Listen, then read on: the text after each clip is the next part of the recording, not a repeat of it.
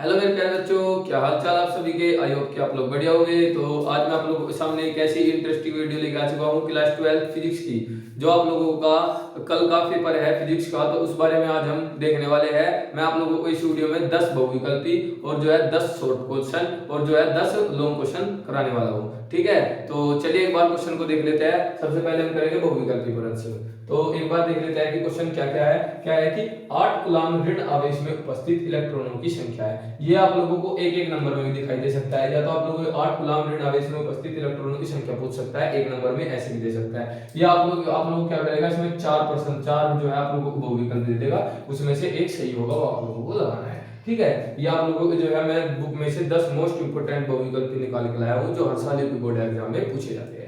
ठीक है, एक होता है वैद्युतशीलता का मात्रक। ये पिछले साल यूपी बोर्ड एग्जाम में आया था, वैद्युतशीलता का मात्रक है। इसको आप लोगों को बहुत अच्छी तरीके से देखे जाना है। वैद्युतशीलता और वैद्युत क्षेत्र का जो मात्रक है, वे बिल्कुल सेम है, तो आप लोगों को जो है इनमें अच्छी तरीके से याद करके जाना है। न्यूटन मीटर जो है ये आप लोगों को सेम दिखाई देते हैं, इसमें तो भी चल जाते हैं।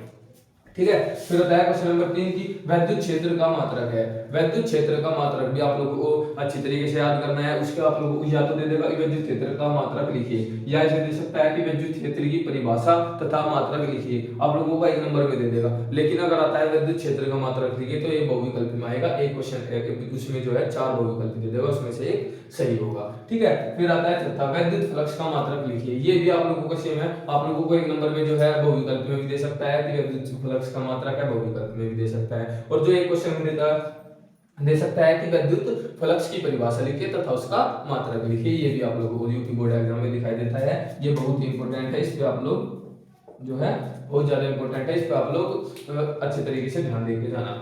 फिर होता है पांचवा कि एक इलेक्ट्रॉन वोल्ट ऊर्जा का मान क्या है। आप लोगों को जो है अच्छी तरीके से याद करना है कि एक इलेक्ट्रॉन वोल्ट का ऊर्जा का जो है वो मान क्या होता है। फिर आता है विशिष्ट प्रतिरोध का मात्रक एवं विनिमय लिखिए। जो ये आप लोगों का वेरी वेरी इंपॉर्टेंट है। ठीक है, इस पर आप लोगों को जो है 2 नंबर में भी दिखाई दे सकता है कि विशिष्ट प्रतिरोध की परिभाषाएं लिखिए तथा उसका मात्रक भी लिखिए तथा उसकी विनिमय भी लिखिए। ठीक है, तो आप लोगों को 2 नंबर में ऐसे भी दिखाई दे सकता है। या बहुविकल्प में कैसे आएगा, विशिष्ट प्रतिरोध का मात्रक है, विशिष्ट प्रतिरोध का मात्रक है, तो उसमें आप लोगों को 4 ऑप्शन दिखाई देंगे, उसमें से एक सही होगा। ठीक है, फिर आता है कि प्रतिरोध की विमा। प्रतिरोध की जो है विमा क्या होती है, उसको आप लोग बहुत अच्छी तरीके से देख के जाना कि प्रतिरोध की विमा क्या होती है। ठीक है, फिर आता है कि चुंबकीय क्षेत्र का मात्रक। मात्रक जो है फिजिक्स में सबसे ज्यादा जो इंपॉर्टेंट होता है वो होता है मात्रक। सबसे ज्यादा पूछे जाने वाला जो है बहुविकल्प में वो आता है मात्रक। मात्रक ही सबसे ज्यादा पूछा जाता है बहुविकल्पी प्रश्न में। ठीक है, फिर आता है कि चुंबकीय क्षेत्र का मात्रक। फिर है कि प्रेरकत्व का मात्रक है, ये भी आप लोगों को मात्रक में आता है। फिर आता है 10वें में कि सबसे बड़ी तरंग दैर्ध्य की वैद्युत चुंबकीय तरंगे है। सबसे बड़ी जो तरंग दैर्ध्य है उसकी चुंबकीय तरंगे कौन सी है, वे आप लोगों को बहुत अच्छी तरीके से याद करके जानी है। ये आप लोगों को बहुविकल्पी प्रश्न हो गए, इनमें से आप लोगों को एक एक नंबर में मिल सकता है क्वेश्चन, और ये आप लोगों को बहुविकल्प में मिल सकते हैं। ठीक है, तो आई होप ये 10 क्वेश्चन आप लोगों को बहुत अच्छी तरीके से समझ में आ रहे हैं। तो अगर आप लोगों को समझ में आ रहे हैं तो आप लोग वीडियो को लाइक कर सकते हो। ठीक है, तो चलिए एक बार चलते हैं शॉर्ट क्वेश्चन की तरफ। शॉर्ट क्वेश्चन क्या क्या है, एक बार देख लेते हैं। शॉर्ट आंसर टाइप क्वेश्चन, यानी कि जो लघु उत्तरीय प्रश्न है, जो आप लोगों के हर साल 3 नंबर में पूछे जाते हैं, 2 नंबर में पूछे जाते हैं, उन क्वेश्चन को एक बार ध्यान से देख लेते हैं। क्या है कि वैद्युत विभव की परिभाषा दीजिए तथा इसकी विमा भी लिखिए। क्या करना है, आप लोगों को वैद्युत विभव की परिभाषा याद करनी है और इसकी जो है विभव याद करनी है। क्या करना है, इस वीडियो अगर वो आप लोगों को देता है कि 2 क्वेश्चन, अगर आप लोगों को 2 क्वेश्चन दे रहा है 2 नंबर के, तो क्या करना है, जैसे कि आप लोगों को ये 2 नंबर का प्रश्न आ गया, तो कैसे लिखना है, यहाँ पे हेडिंग बनाना वैद्युत विभव, हेडिंग बनाई वैद्युत विभव, और उसके नीचे ऐसे अंडरलाइन कर दी 2, ताकि उसको लगे अच्छा सा, और फिर उसके बारे में 3-4 लाइन लिख के फिर लिखी वैद्युत विभव की विमा एमएलटी जैसे जो भी इसकी होती है वो वाली आप लोगों ने विमा जो है लिख दी। ठीक है, तो बस ये करना है आप लोगों को। जो अगर 2 नंबर में दे रहा है, अगर 3 नंबर में दे रहा है, तो इसकी विमा क्या होती है, इसका मात्रक क्या होता है, जो भी आप लोगों को सब कुछ पता है, सब कुछ आप लोग बहुत अच्छी तरीके से देख के जाना। ये हर साल यूपी बोर्ड एग्जाम में पूछा जाता है। आईएमपी, ये जो आप लोगों को मैं टॉप 10 इंपोर्टेंट क्वेश्चन करा रहा हूँ लघु उत्तरीय प्रश्न, ये आप लोगों के यूपी बोर्ड एग्जाम में हर साल पूछे जाते हैं, कोई सी ना कोई सी शिफ्ट में। ऐसा कोई सा यूपी बोर्ड का पेपर नहीं गया जिसमें ये 10 और जो मैंने 10 बहुविकल्प पे वे, और जो मैं आप लोगों को जो है विस्तृत प्रश्न करवाऊंगा, यानी लॉन्ग आंसर टाइप क्वेश्चन करवाऊंगा, और वे उनसे बाहर जो है कुछ नहीं जाता थ्योरी में। ठीक है, थ्योरी में इनमें से आएगा जो आएगा, तो आपकी शिफ्ट में नहीं आएगा, किसी और की शिफ्ट में आएगा, उसकी शिफ्ट में नहीं आएगा तो किसी और की शिफ्ट में, लेकिन आएगा जरूर, लेकिन आएगा जो है जरूर। क्या है, गोश की परिमेय, इस पे तो आप लोग वेरी वेरी इंपॉर्टेंट लिख लेना कि गोश की परिमेय, ये आप लोगों का यूपी बोर्ड एग्जाम में हमेशा पूछा जाता है कि गोश की परिमेय लिखिए। गोश की परिमेय क्या होती है, आप लोग इसको बहुत अच्छी तरीके से देख के जाना, इसको बहुत ध्यान से पढ़ के जाना। आप लोगों का जो है, आप लोग अगर चाहते हो कि 40 प्लस स्कोर यानी कि 30 जो है 30 आप लोगों को स्कूल की तरफ से मिल जाएगा फिजिक्स में, और 30 केमिस्ट्री में मिल जाते हैं। तो आप लोगों का जो मकसद होता है वो होता है 70 to 80%, किसमें, फिजिक्स में। तो आप लोगों को जो है 50 नंबर 70 में से लाने होते हैं, ठीक है, जिसमें से 20 या 22 नंबर के जो आप लोगों को न्यूमेरिकल आते हैं और बाकी की थ्योरी आती है। तो अगर आप लोगों का देखा जाए तो 40 नंबर आप लोग थ्योरी से कवर कर सकते हो, जो मैं इस वीडियो में आप लोगों को करा रहा हूँ, ठीक है। तो आप लोगों को देखी जाए तो 70% तो आप लोगों को इस वीडियो को देख के ही बन जाएगी। मात्र ये 20-22 मिनट की वीडियो होगी, 15-20 मिनट की आप लोगों की जो है वीडियो होने वाली है, ठीक है। तो क्या है कि वैद्युत फ्लक्स से क्या तात्पर्य है समझाइए। आप लोगों को वैद्युत फ्लक्स की जो है वैद्युत फ्लक्स की परिभाषा याद करनी है, उससे आप लोगों को जो है उसके बारे में सब कुछ A to Z जो है वैद्युत फ्लक्स क्या है, उसका मात्रा क्या है, जो भी आप लोगों को उसके बारे में पता है सब कुछ उसके बारे में लिख के आना है, ठीक है बच्चा पार्टी। तो चौथा क्या है कि समांतर प्लेट संधारित्र की धारिता का व्यंजक प्राप्त कीजिए। इस पे तो आप लोग वेरी वेरी वेरी इंपॉर्टेंट, जितनी बार आप लोग इस पे IMP लगा लो उतना कम है, क्योंकि ये तो हर साल कि जैसे कि हिंदी में होते थे ना, अब तक जो होता था हिंदी में फिक्स क्वेश्चन होते थे, जैसे कि अब भी होता है, जैसे कि प्रत्यय लिखिए, या आप लोगों को हिंदी में फिक्स आते हैं जैसे निबंध लिखिए। तो ये क्वेश्चन तो आप लोगों का हर साल फिक्स आता है, ये क्वेश्चन जरूर इस पे तो आप लोग, मैं बोल रहा हूँ कि 100% लिख लेना, ये तो आप लोगों की शिफ्ट में जरूर आएगा, ठीक है। मैंने मैथ का पेपर बताया था, उसमें से आप लोगों को 60 नंबर का पेपर आया है। मैंने इंग्लिश का पेपर बताया था, उसमें से 43 नंबर का पेपर आया 70 में से। और मैं फिजिक्स का बता रहा हूं तो फिजिक्स में भी यही आएगा। मैं बता रहा हूं 40 नंबर तो आप लोग कहीं नहीं जा सकते, आप लोग 40 नंबर बस आप लोग ये वीडियो देख लेना, इसमें से ही हो जाएंगे, ठीक है। फिर आता है कि पांचवा, सेल के विद्युत वाहक बल से क्या तात्पर्य है। सेल के विद्युत वाहक बल से क्या तात्पर्य है। आप लोगों को ये विद्युत वाहक बल को भी बहुत अच्छी तरीके से देखे जाना है, क्योंकि जो एग्जामिनर होता है वो इंपॉर्टेंट क्वेश्चन रखता है, जहां से बालक की जो है, बच्चों की जो है थोड़ी सी जो है निगाहें हट जाती है, वहां से वो क्वेश्चन रखता है। तो आप लोगों ने इस क्वेश्चन को बहुत अच्छे ध्यान से देखे जाना, विद्युत वाहक बल से क्या तात्पर्य है, विद्युत वाहक बल के बारे में क्या क्या करना है। फिर आता है कि कूलाम का नियम, इस पे भी आप लोग इंपॉर्टेंट लिख लेना कि कूलाम का नियम क्या है। कूलाम का नियम लिखिए, कूलाम के नियम के बारे में सब कुछ बताना है आप लोगों को, कूलाम का नियम लिखिए, ठीक है। फिर आता है सातवां, वैद्युत विद्युत आघूर्ण अक्षर तथा निरक्षीय स्थिति। आप लोग इस पे भी इंपॉर्टेंट लगा लेना, इस पे भी आप लोग वेरी वेरी वेरी इंपॉर्टेंट लगा लेना, क्योंकि मैं आप लोगों को जो टॉप 10 क्वेश्चन करा रहा हूं, मैं तो इस वीडियो में जो मैं आप लोगों के टॉप 30 क्वेश्चन करवा रहा हूं, 10 बहुविकल्पीय, 10 लघु उत्तरीय और 10 विस्तरित प्रश्न। इस 30 में से आप लोगों का पेपर में थ्योरी में तो बाहर मिल जाएगा, ठीक है। तो आप लोगों को थ्योरी के मिल जाते हैं 30-40 नंबर, तो आप लोग उसमें से आप लोगों को जो है 70% बन जाएगी, ठीक है बच्चा पार्टी। तो क्या करना है, इसमें से या तो आ सकता है कि वैद्युत विद्युत आघूर्ण की अक्षय स्थिति लिखिए 3 नंबर, या सकता है कि वैद्युत विद्युत आघूर्ण की निरक्षीय स्थिति लिखिए 3 नंबर, बस ये आप लोगों को याद करके जाना है। आप लोगों के पास आज रात का समय है और आप लोगों के पास कल दोपहर तक का समय है याद करने का। तो आप लोग, मैं ये नहीं बोल रहा कि आप लोग जो तैयारी कर रहे हो उसको भी याद रखो, लेकिन अगर आप लोग इन 3 क्वेश्चन पर 30 क्वेश्चन पर ज्यादा फोकस करके जाओगे तो मेरा मानना यह है कि आप लोगों को यूपी जो का बोर्ड एग्जाम का पेपर है कल का, वो आप लोगों का बहुत अच्छे से जाएगा, ठीक है। फिर क्या है, आठवां क्या है कि एम्पर के परिपथीय नियम को उल्लेख कीजिए। ये इज वेरी वेरी इंपॉर्टेंट, ये भी हर साल आप लोगों को यूपी बोर्ड एग्जाम में पूछा जाता है कि एम्पियर के परिपथीय नियम को उल्लेख कीजिए। क्या करना है कि एम्पियर के परिपथीय नियम को क्या करना है, उल्लेख करना है, और उसके बारे में लिखना है कि एम्पियर का परिपथीय नियम क्या है। हेडिंग बनाना, एम्पियर का परिपथीय नियम, आप लोगों को हेडिंग बनाना है, फिर उसके बारे में लिखना है, फिर उसकी जो है एक दो, आप लोग एक साथ एक क्वेश्चन को मत लिखना। जैसे आपने हेडिंग बनाई एम्पियर का परिपथीय नियम, क्या हेडिंग बनाई, एम्पियर का परिपथीय नियम, तो यानी कि एक साथ इशारा लिख दिया, 4-5 लाइन लिखी, फिर उसे एक लाइन छोड़ी, फिर उसके नीचे लिखा। हेडिंग पे हेडिंग बना के लिखना है, जिससे कि उसका अच्छा लगे, ऐसे खिचड़ी सी ना पके कि जो आप लोगों ने एक बार हेडिंग बनाई और जो है उसके बारे में ये सब कुछ लिख दिया, ठीक है। लिखना उसके बारे में है, लेकिन अगर आप लोग सही तरीके से पैराग्राफ की तरह लिख के आओगे तो वो आप लोगों को ज्यादा नंबर देता है, ठीक है।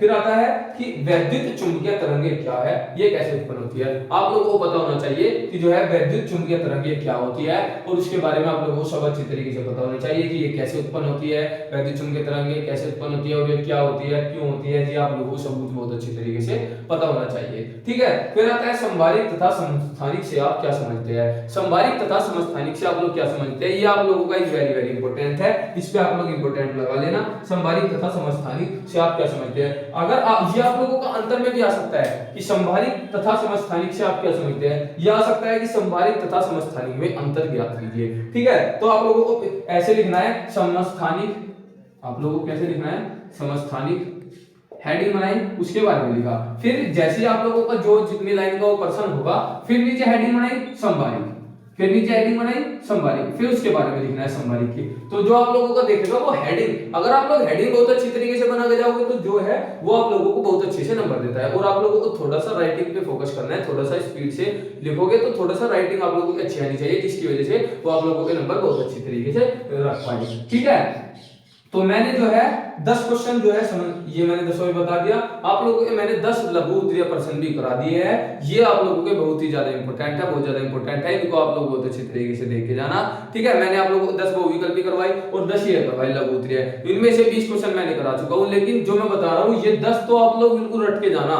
ये बोलते हैं ना कि फिक्स होता है क्वेश्चन, ये आप लोगों को वहीं यूपी बोर्ड एग्जाम में रख के दिखाई देंगे जब आप लोग कल रात का पेपर है आप लोग देने जाओगे। ठीक है, तो चलिए एक बार देख लेते हैं विस्तृत क्वेश्चन की तरफ कि विस्तृत क्वेश्चन क्या क्या है। तो चलिए एक बार देख लेते हैं कि विस्तृत प्रश्न कौन कौन से है। क्या है कि ओम का नियम लिखिए तथा मुक्त इलेक्ट्रॉनों का अनुगमन वेग ज्ञात कीजिए। क्या करना है, आप लोगों को ओम का नियम लिखना है और क्या करना है, मुक्त इलेक्ट्रॉनों का अनुगमन वेग जो है आप लोगों को बहुत अच्छी तरीके से याद करना है। ठीक है, ये आप लोगों का हर साल यूपी बोर्ड में आता है ओम का नियम, यूपी बोर्ड एग्जाम में हर साल ओम का नियम पूछा जाता है। एक न एक शिफ्ट में हर साल जो मैं आप लोगों को करा रहा हूँ ये टॉपिक हर साल यूपी बोर्ड एग्जाम में पूछे जाते हैं।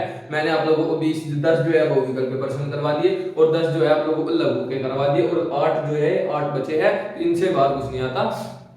जो ये 8 बचे हैं इनमें से आप लोगों को विस्तृत प्रश्न में 1-2 प्रश्न आप लोगों को देखने के लिए जरूर मिल जाएगा। ठीक है, दूसरा आता है कि विद्युत परिपथ संबंधी किरचॉफ के दोनों नियम का उल्लेख कीजिए। ठीक है, किरचॉफ ने 2 नियम दिए, पहला विद्युत परिपथ संबंधी किरचॉफ का नियम था, दूसरा क्या था कि लूप का नियम। आप लोगों का जो है विद्युत परिपथ संबंधी नियम भी आप लोगों को याद करके जाना है, या आप लोगों से पूछ सकता है कि विद्युत परिपथ से संबंधी नियम लिखिए, या आप लोगों से पूछ सकता है कि लूप का नियम लिखिए। तो इसमें से आप लोगों को कितने टॉपिक कवर हो गए, 2 टॉपिक। और यह दे सकता है कि विद्युत परिपथ संबंधी किरचॉफ के दोनों नियमों का उल्लेख कीजिए। ठीक है, दोनों को आप लोगों से दे सकता है, 5 या 6 नंबर का ये हर साल बोर्ड एग्जाम में आता है। ठीक है, तीसरा है कि वेट स्ट्रेन सेतु का सिद्धांत क्या है लिखिए। वेट स्ट्रेन सेतु का सिद्धांत लिखना है और वेट स्ट्रेन सेतु इज वेरी वेरी इंपॉर्टेंट। और किरचॉफ के नियम पे तो आप लोग 1000% लिख लेना, किरचॉफ के नियम तो हर साल आते हैं। किरचॉफ का जो नियम है वो हर साल यूपी बोर्ड एग्जाम में पूछा जाता है, ऐसा कोई शिफ्ट नहीं गई, ऐसा कोई पेपर नहीं गया जिसमें किरचॉफ का नियम ना पूछा गया हो। तो आप लोगों को इसको बहुत अच्छी तरीके से देखे जाना है। बस क्या करना है, इसको एक बार कहानी की तरह पढ़ना। सबसे जो आसान होता है याद करना वो होता है कहानी की तरह पढ़ना, कि उसने क्या किया होगा, ये वो मतलब ऐसा उसको याद करने में आप लोगों को आसानी होती है अगर आप लोग सोच सोच के याद हो जाते हो। लेकिन अगर आप लोग सोचते हो कि रटना है, बिल्कुल पढ़ना है किताबी तरीके से, तो आप लोग थोड़ा सा जो है डिस्टर्ब हो जाते हो, जिस वजह से आप लोगों की याद नहीं हो पाते। ठीक है, तो आप लोगों को जी मैंने 2 बता दिया, तीसरे पे चलते हैं। तीसरा क्या है कि वेट स्ट्रेन सेतु का सिद्धांत क्या है लिखिए। वेट स्ट्रेन सेतु का आप लोगों को सिद्धांत लिखना है और उसके बारे में क्या क्या है सब आप लोगों को पता होने चाहिए। ठीक है, फिर आता है बायो-सावर्ट का नियम समझाइए।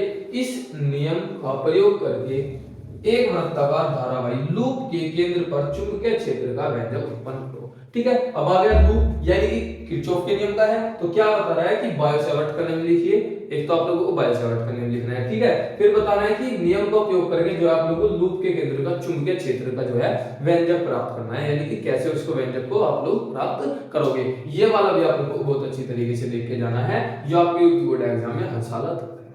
ठीक है, फिर है कि अन्योन्य प्रेरण गुणांक की परिभाषा एवं मात्रक लिखिए। इस पे भी आप लोग आईएमपी लगा लेना। वैसे तो मैं सारे बिल्कुल आप लोगों को जो है टॉपिक लिख के आया हूं, 30 टॉपिक वे आप लोगों के हर साल यूपी बोर्ड एग्जाम में आते हैं, लेकिन जिन पे मैं आईएमपी लिख रहा हूं उनको तो आप लोग बिल्कुल फोकस करके जाना, बिल्कुल देख के जाना बहुत अच्छी तरीके से। वे तो आप लोगों को यूपी बोर्ड एग्जाम में दिखाई देंगे। जो आप लोगों को कल का पेपर है फिजिक्स का 4 फरवरी का 4 मार्च का आप लोगों को जो है दिखाई देगा।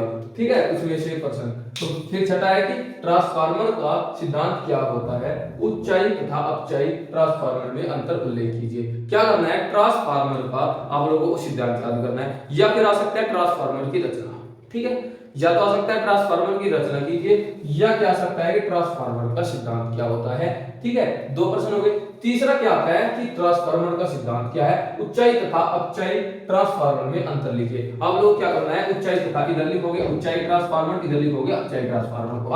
अगर अंतर आ जाए तो आप लोगों को ऐसे नहीं लिखना ऊंचाई लिख दिया फिर उसके बारे में लिख दिया अपचाई लिख दिया, तो थोड़ा सा जो है अलग हो जाता है। लेकिन अगर अंतर आ जाए तो आप लोगों को बीच में ऐसे लाइन खींच के और इधर हेडिंग बनाने, इधर हेडिंग बना के उसके बारे में 1 पॉइंट 2 पॉइंट 3 पॉइंट, इधर भी 1 पॉइंट 2 पॉइंट, जितने पॉइंट आप इधर बनाओगे उतने पॉइंट आप लोगों को उधर बनाओगे, उसके वो जो है लिखने के ज्यादा नंबर देता है जैसे आप लोग अंतर में लिखोगे। ठीक है, अब देख लेते हैं सातवां प्रश्न क्या है कि यदि प्रिज्म कोण ए बहुत छोटा है तो सिद्ध कीजिए कि डेल m बराबर n-1, जहां डेल m जो है न्यूनतम विचलन कोण है तथा n प्रिज्म का क्या है एक अपवर्तनांक है।